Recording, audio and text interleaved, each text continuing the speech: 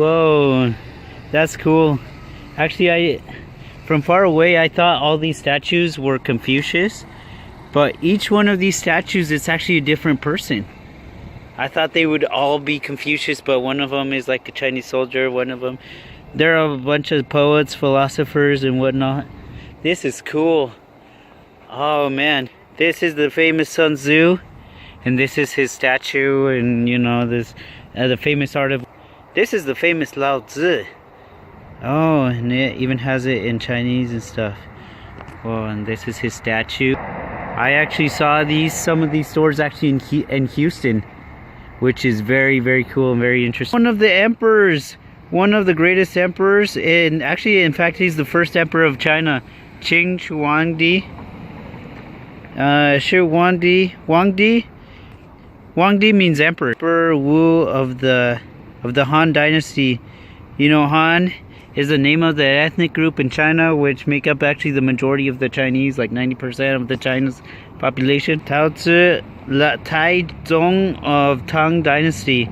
Wow, the Tang Dynasty. I think this is actually before the Han Dynasty. Oh, and this is Genghis Khan. Born Temujin, the Great Khan, he unified Mongol and the Turkish tribes. He led Mongol army, and his sons defeated and destroyed the nations along the way to Europe. And he and his Mongol forces brutally conquered Armenia, Hungary, Persia, holy crap, Samarkand, and Turkey, and built the transcontinental Mongol Empire, by which is the largest contiguous empire in the world history, in the history of mankind, of known humanity, pretty much. This is his statue. Is it in chronological order, all these statues? But I actually thought they were all Confucius, actually. But looking it up close, from far away they all look the same, but from close up, they look different. Yeah, can you see the difference? And that one, yeah, this one, definitely not Chinese, that's Mongol or Turkic or something. And it's pretty cool, his robes and stuff, his threads. This one's pretty cool. I like that. Wait. Let me see. Who's this guy again? Wu. Oh no. I was confused. I was convinced that was Confucius. Guess what?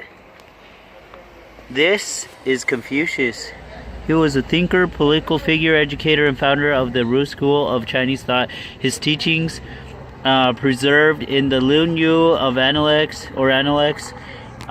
focused on creating an ethical models of the family and public interaction and setting educational standards. His teaching and philosophy have deeply affected Chinese thought and religions for over 2,000 years. And over here it's actually in Chinese too as well. Yeah. And yeah, this is Confucius right here. He's the main one. Well, actually, pretty much Confucius is China, and China is Confucius. This is the Chinatown in Richardson, Texas. It's in the Dallas-Fort Worth Metroplex. It says Hanguo in cooking. Li, yeah, Chinese, Korean barbecue, yeah. Yeah, and if it wasn't for Confucius, actually, they wouldn't have a lot of stuff that China would have. It's pretty much what makes China China, and actually East Asia, well, their thought and stuff like that. There were a lot of things that it's kind of complicated. Well, there were good things and bad things, of course, but yeah, he actually had a lot of good stuff, actually. Like, for example, Confucius, he valued education and hard work and stuff like that. One of the good things about that is that he was actually pretty advanced for his time in so many ways. But one of the ways that I can think of right off the bat was in pretty much hundreds or thousands of years ago, like in a time when only the rich people could be rich or govern or something like that. He thought differently. You know, he thought that no, this doesn't have to be the case. people who were born poor, it's not their fault, you know. They can change, and they can govern and stuff like that. They can lead nations. They can do other stuff. They can be rich or whatever. But the thing is, he had them do like tests and stuff, but those tests were ridiculously hard. But you know, it was tests like on literature, reading, mathematics, and stuff like that. And yes, like reading and writing and stuff like that, that was really hard. A lot of the people spend a lot of time studying, and they actually would fail the test. Out of every 10 people who would take a test, like 1, maybe 3 on a good day would actually pass. It's a long and hard and test, you know, exam, which tested you on your reading skills, your writing skills. You know, being able to read and interpret classical Chinese poetry and stuff like that, and also read and and actually also do like mathematics and whatnot, you know, and build stuff or whatever, and also about like you know, war and leading armies and stuff like that. Yeah, it was crazy. Oh, yeah.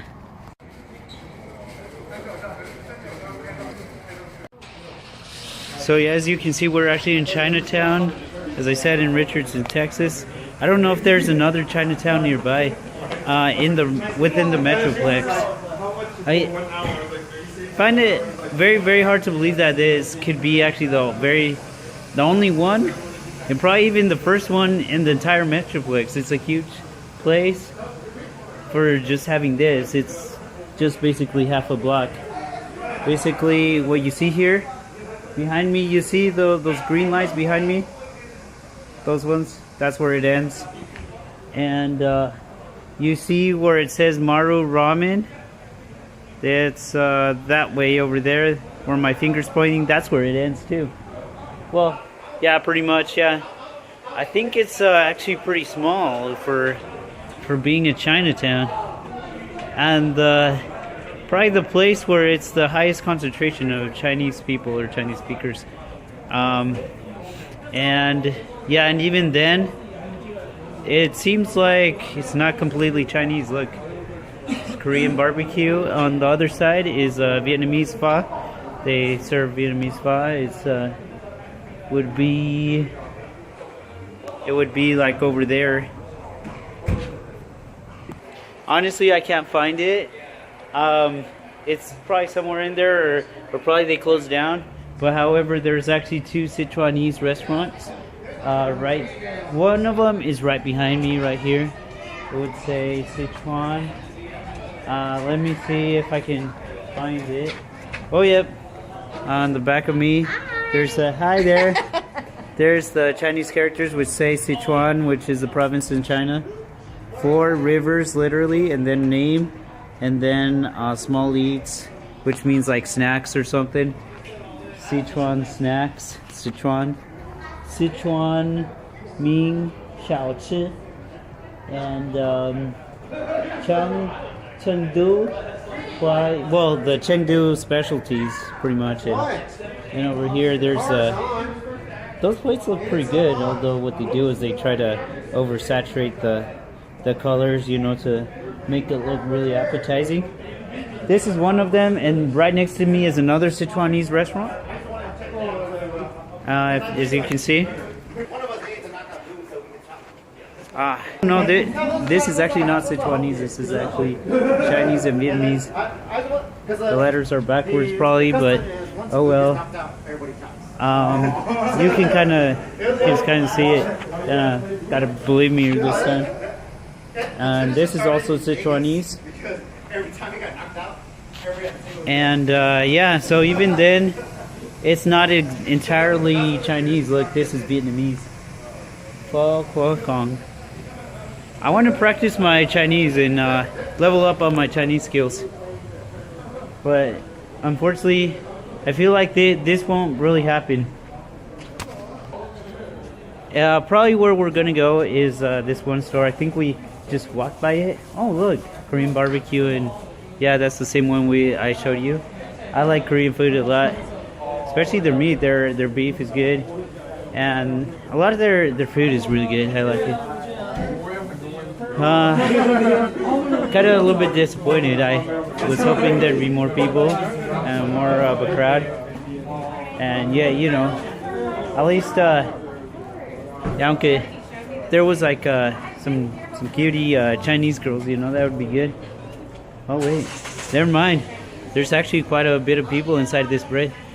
This is the bakery where I think I'm gonna be going. That I told you. It's called 85C. I think that's 85 Celsius. I think it's probably all the breads are heated at 85 Celsius.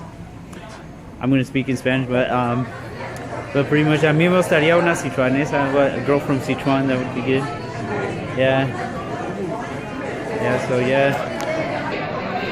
So actually the ambient looks pretty lively, quite lively, at least in comparison to the other places in this little Chinatown, this modest one.